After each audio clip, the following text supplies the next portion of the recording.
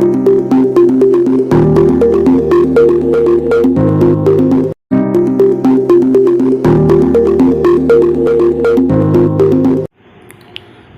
दर चुनाव फेल होते फार्मूले से बीएसपी का अस्तित्व खतरे में। हरियाणा में भी खिसका मायावती का जनाधार। ढलती उम्र के साथ मायावती की वंचित समाज में पकड़ होती जा रही है ढीली। नमस्कार, मैं सचिन खुदशाह ऑनलाइन बुलेटिन के यूट्यूब चैनल पर आपका स्वागत है। चैनल पर नए हैं तो इसे अभी लाइक और सब्सक्राइब कर लें ताकि चैनल पर अपलोड होने वाली वीडियो का नोटिफिकेशन आप तक पहुंच सके। कभी यूपी की सत्ता में अपने दलित ब्राह्मण सोशल इंजीनियरिंग से कुर्सी पाने वाली बहुजन समाज पार्टी आज अपने इसी फार्मूले में फेल होती दिखाई दे रही है। दलित मुस्लिम और अब जाट दलित दांव भी बुरी तरह से फेल हो गया है। उत्तर प्रदेश लोकसभा चुनाव के बाद हरियाणा में भी बहुजन समाज पार्टी का जनाधार खिसक गया है, जिससे पार्टी के नेताओं की चिंताएं अब बढ़ गई है।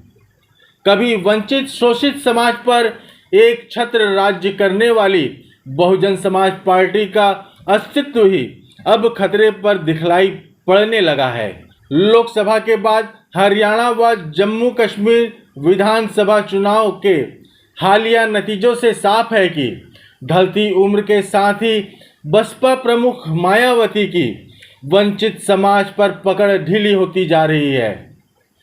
दलित ब्राह्मण सोशल इंजीनियरिंग से लेकर दलित मुस्लिम और दलित जाट जैसे फार्मूलों व प्रयोगों के चुनाव दर चुनाव फेल होने से बहुजन समाज पार्टी का प्रदर्शन बद से बदतर होता जा रहा है।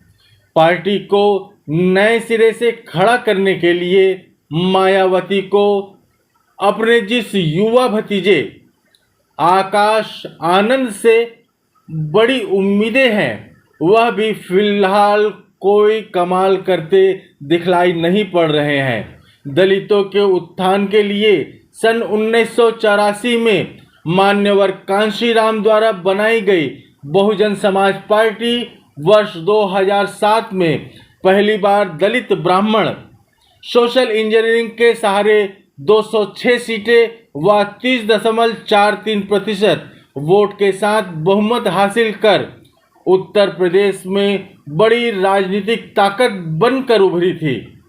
पार्टी के उत्तर प्रदेश के अलावा मध्य प्रदेश, पंजाब और हरियाणा राज्य से सांसद तक चुने गए। वर्ष 2009 के चुनाव में देश भर में 6.17% वोट के साथ पार्टी के सर्वाधिक 21 सांसद जीते, लेकिन उसके बाद हाथी की सेहत लगातार बिगड़ती चली गई। वर्ष 2012 में सोशल इंजीनियरिंग का फार्मूला फेल होने से सूबे की सत्ता गंवाने के बाद वर्ष 2014 के लोकसभा चुनाव में बहुजन समाज पार्टी का खाता तक न खुल सका। वर्ष 2017 के विधानसभा चुनाव में दलित मुस्लिम फार्मूला भी फेल रहा। इसे मजबूरी ही माना जाएगा कि तकरीबन 2.5 दशक पुराने स्टेट गेस्ट हाउस कांड की वजह से जिस समाजवादी पार्टी को बसपा प्रमुख अपना दुश्मन नंबर 1 मानती थी, उससे ही वर्ष 2019 में गठबंधन करना पड़ा। बसपा सिर्फ 38 सीटों पर चुनाव लड़ी। गठबंधन तो कमाल न कर सका, लेकिन बसपा 0 से 10 सीटों पर जरूर पहुंच गई। फिर भी मायावती ने सपा का वोट बसपा प्रत्याशियों को ट्रांसफर न होने की बात कहकर गठबंधन तोड़ दिया, जैसा कि अभी हरियाणा विधानसभा चुनाव के दौरान देखने को मिला। वर्ष 2022 के विधानसभा चुनाव में अकेले उतरते हुए बसपा प्रमुख मायावती ने दलितों के साथ ही ब्राह्मणों और मुस्लिमों पर बड़ा दांव लगाया, लेकिन पार्टी 403 सीटों में से सिर्फ एक जीत सकी।